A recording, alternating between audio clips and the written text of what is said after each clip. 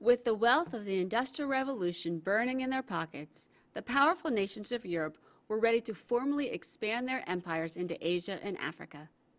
Known as New Imperialism, this desire for expansion was motivated by many things, not the least of which were the promise of economic growth, the sting of national rivalries, and a sense of moral superiority.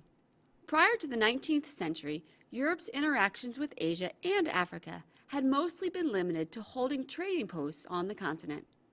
Content to make money from these commercial outlets, Europe usually didn't impose direct rule onto these areas. However, as the 19th century progressed, a shift occurred. In this period of new imperialism, Europeans began to seek formal political control over foreign and overseas areas. Now that we have the definition down, let's take a look at the reasons for this change. First, we'll hit the desire for economic growth.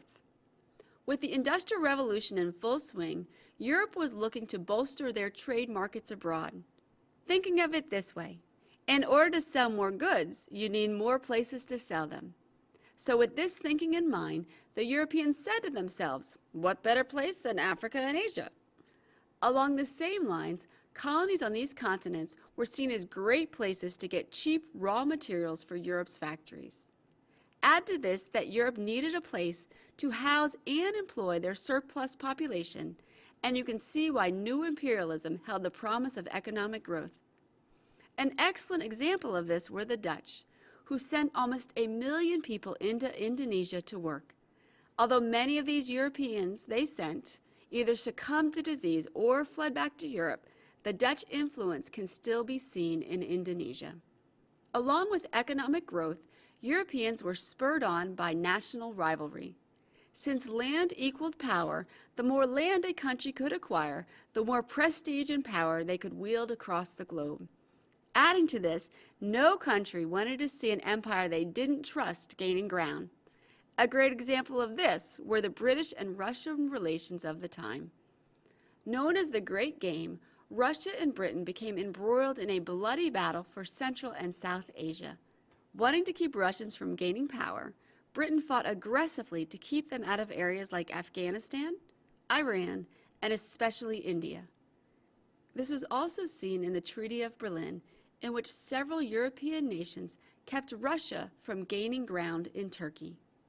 This leads us to the motivation of moral superiority.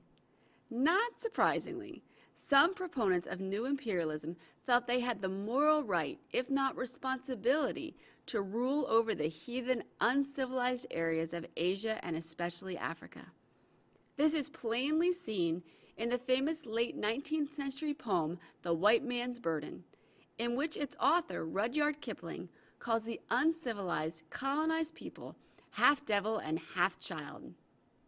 To those with this mindset, imperialism was seen as a way to enlighten and save the poor heathens from themselves. With this attitude in mind, it's easier to understand how the European powers felt little to no compunction when dividing up Africa as seen in the Berlin Conference. Perhaps a bit along the same lines, European countries also sent missionaries to establish churches and schools in the conquered areas. Although there were definitely abuses done in the name of evangelism, this also aided the native inhabitants because some of the missionaries not only educated the people, but fought to end injustices such as slavery. With the coming of the Industrial Revolution, the powers of Europe were ready to spend and invest their wealth. With this, their imperialistic eyes turned to places like Asia and Africa. No longer content to just trade in these areas, new imperialism took hold and Europe moved to formalize their political control abroad. With this shift to new imperialism, Europeans were motivated by the promise of economic growth, the sting of national rivalry, and a sense of moral superiority. With economic growth in mind, Europe believed expansion would not only supply them with cheap resources, it would create new markets in which they could trade. A great example of this are the Dutch dealings in Indonesia. Because of national rivalries, imperialism also pushed nations to almost blockade other nations from gaining territories. This was especially true in Britain and Russia's interactions in the Great Game. As far as moral superiority, this can be plainly seen in Rudyard Kipling's The White Man's Burden and the Berlin Conference, which divided Africa with little to no thought for its people or their customs and traditions.